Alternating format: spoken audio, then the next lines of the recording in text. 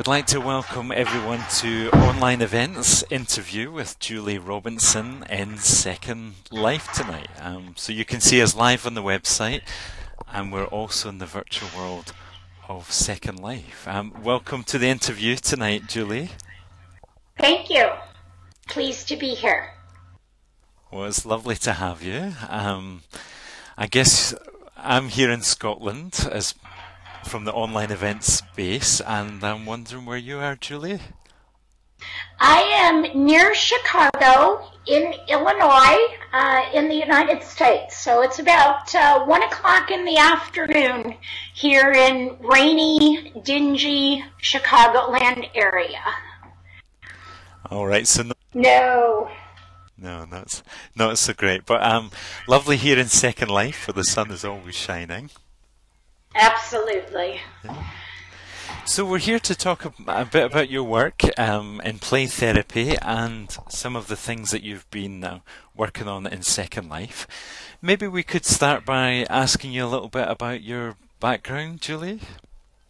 Sure. I received my PhD out of the University of North Texas in counselor education and supervision, and I have a specialty in play therapy. I had the honor of training with Dr. Gary Landreth at the University of North Texas. Some of you may know that name, recognize that name, as one of the big names in play therapy. My work with live children, not avatar children, includes children with both chronic illness as well as terminal illness and play therapy. And then I also work as a full-time faculty member teaching counselor education to both master's level students and doctoral level students. Wow, sounds like a full lifestyle you've got there, Julie. Extremely full, not to mention I parent a 7-year-old, a 4-year-old, and a just-turned 2-year-old. Wow, that does. You've got your hands full there professionally and personally, yeah. So I guess you said you have a real specialism in working with children and in play therapy. I wonder what it was that got you interested in that field particularly. Well, we know that a lot of times children have behaviors that are of concern for parents and teachers alike.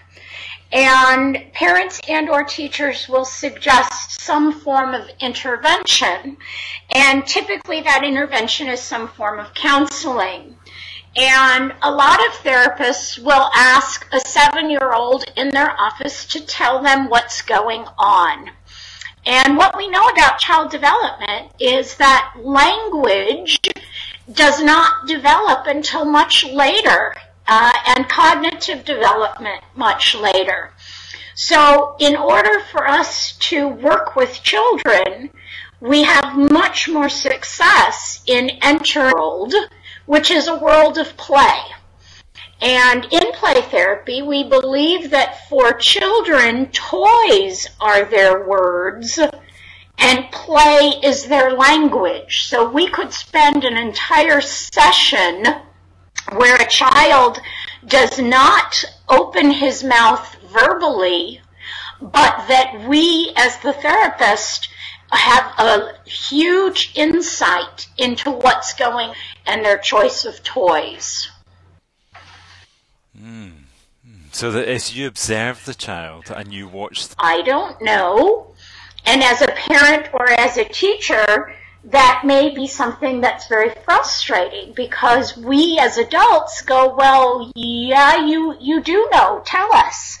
But they just don't have the words to do that. So by utilizing toys and play therapy, we actually learn much more about the world they live in than we would if we said, tell me what's going on in your life. Yes, in terms of watching them play with their toys, you're going to learn a lot more about that child's experience and internal working.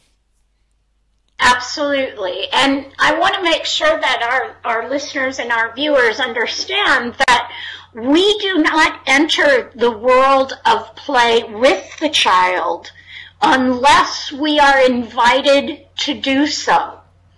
So when we enter the playroom, we have a chair on the side that we sit in. We do not just go and sit on the floor and begin to play with the child. And that's something that should be understood right from the beginning, because what parents will say is, what do you mean I'm paying you X amount of dollars to play with my child? So the kind of therapy that you work with, Julie, is about more observing than interacting with the child? I wouldn't say it that way. We are very, very actively involved through our non-directive responses. We base on the side that we sit in. We do not just go and sit on the floor and begin to play with the child. And that's something that should be understood right from the beginning, because what parents will say is, what do you mean I'm paying you X amount of dollars to play with my child? So the kind of therapy that you work with, Julie, is about more observing than interacting with the child? I wouldn't say it that way. We are very, very actively involved through our non-directive responses. We base our interaction with the child on the client-centered theoretical orientation to counseling. That is, it's very non-directive. However, we are very actively involved in a relationship with the child through our responses to what it is that they're doing. So it's really based on that client-centered model that was pioneered by Rogers? Absolutely. And Virginia Axline took Rogers' theoretical orientation of client-centered and applied it to children.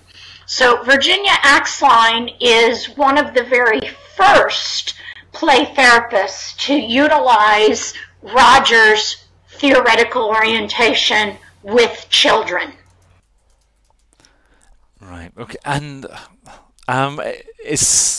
did Virginia write Dibs? Is that? Yes. Yes, she wrote Dibs. Absolutely. And the students in my play therapy course are required to read the Dibs text and to respond in a book review, not of what the story says. I've read the story once or twice. But my students are to respond from a personal viewpoint of how reading this has impacted their lives. And I can't tell you how many students have said to me that they couldn't put it down. They started and they just kept going, and before they knew it, they were finished with the book in one sitting. Yes, it's very compelling reading, Dibs. And just that way, the therapist responds in a very non-directive way, I guess. Absolutely. But again, going back to your original question that started us on this discussion is in regards to, are we merely observing? And I would have to say absolutely not. We are very actively involved in the process, because we believe from a client-centered perspective that it is the relationship the child develops with us, the play therapist, that allows for that change.